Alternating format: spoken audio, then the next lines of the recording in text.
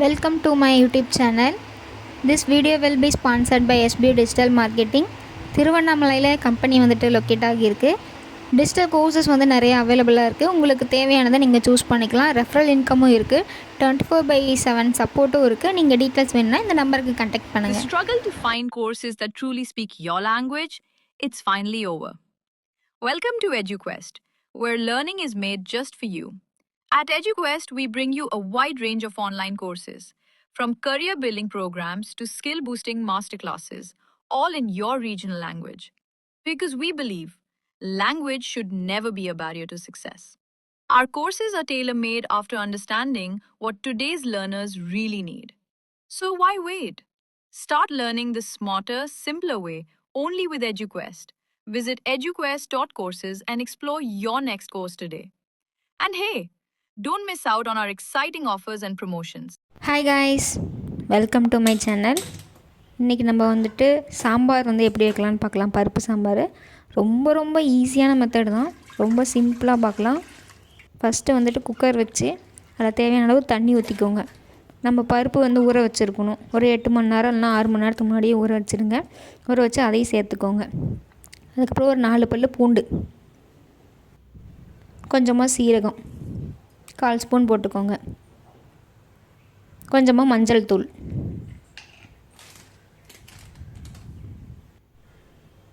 கொஞ்சமாக சாம்பார் தூள்.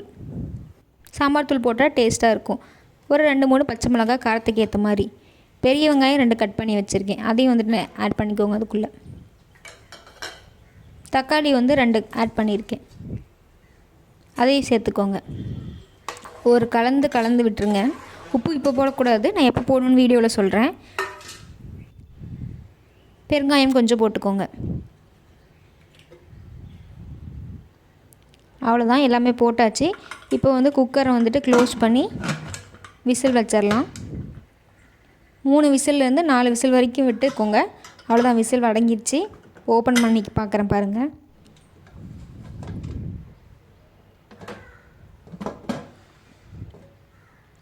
பாருங்கள், பருப்பு வந்துட்டு வெந்துருச்சு. உங்களுக்கு பாருங்கள், கையில் வந்துட்டு நசுக்கி காமிக்கிற பருப்பு வெந்துருச்சா இல்லையான்னு சொல்லிவிட்டு.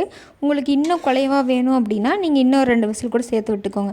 எனக்கு இந்த கன்சிஸ்டன்சியில் இருந்தால் தான் எனக்கு பிடிக்கும். கொஞ்சம் நம்ம சாப்பிடும்போது அந்த பருப்பாக இருக்கணும், அப்போ தான் எனக்கு பிடிக்கும். ஸோ அந்த மாதிரி நான் வச்சுக்கிட்டேன். நீங்கள் என்ன வேணால் 2 விசில் எக்ஸ்ட்ரா விட்டுக்கோங்க.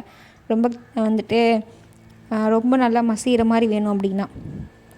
இந்த தண்ணியெல்லாம் வந்து வேறு குண்டானில் ஊற்றிட்டு கொஞ்சமாக வந்துட்டு தண்ணி இருந்து அப்படியே கரைஞ்சிக்கோங்க. அப்போ தான் வந்து கடைய முடியும்.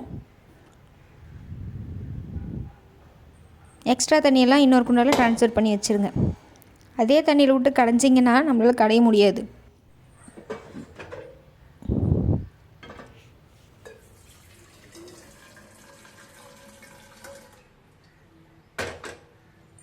தண்ணி எல்லாமே ஃபில்டர் பண்ணி எடுத்தாச்சு. இப்போ நம்ம மத்து வச்சு நல்லா கடைஞ்சிக்கலாம். அந்த பூண்டெல்லாம் அப்படியே நல்லா மத்துலேயே மசிஞ்சிரும். தக்காளி வெங்காயம் எல்லாம் அப்படியே அதிலே மசிஞ்சிரும். இப்போ அடுப்பு பற்ற வச்சுக்கோங்க. ஒரு வடை சட்டி வச்சுக்கலாம். அதில் வந்து தேவையான அளவு எண்ணெய். நான் வந்துட்டு கடலக்கொட்டை எண்ணெய் ஊற்றுறேன், ஸ்மெல்லு நல்லாயிருக்கும் அப்படின்றதுக்காக. கொஞ்சமாக கடுகு பொரிஞ்சதும் குட்டியாக கட் பண்ணியிருக்கேன் வெங்காயத்தை சேர்த்துக்கோங்க. ஒரு 2-3 காஞ்ச மிளகா, கொஞ்சம் கொத்தமல்லி தூள். எண்ணெயிலே போட்டிங்கன்னா அந்த ஃப்ளேவர் வந்து நல்லாயிருக்கும், அதுக்காக நான் போடுறேன். கொஞ்சமாக வந்துட்டு பெருங்காயத்தூள் நல்லா போட்டு அந்த வெங்காயம் வந்துட்டு ஒரு 1/2 ஸ்டேஜ் வரைக்கும் வதங்கட்டும்.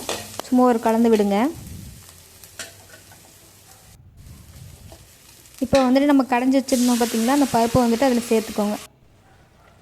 அந்த தண்ணி வந்து நம்ம ஊற்றி வச்சுருந்தோம்ல, அதையுமே அதில் சேர்த்துக்கோங்க.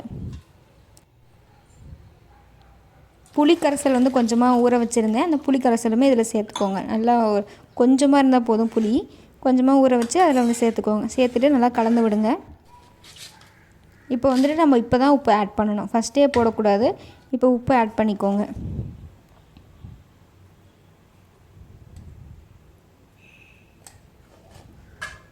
நல்லா கலந்து விடுங்க. பாருங்கள், இந்த ஸ்டேஜ் கொதிக்குதுங்களா? இப்போ வந்துட்டு நம்ம என்ன பண்ணணும்னா கொஞ்சமாக வெல்லம் சேர்த்துக்கலாம். அந்த வெல்லம் கொடுத்தோம்னா அப்படின்னா பேலன்ஸ் பண்ணும் எல்லாத்தையுமே. அவ்வளோதான், நல்லா கொதி வந்துடுச்சு பாருங்கள். அவ்வளோதான், நம்ம இறக்கிடலாம். இப்போ வந்து நம்ம சாப்பிட்லாம் வாங்க, டேஸ்ட்டாக இருக்கும்.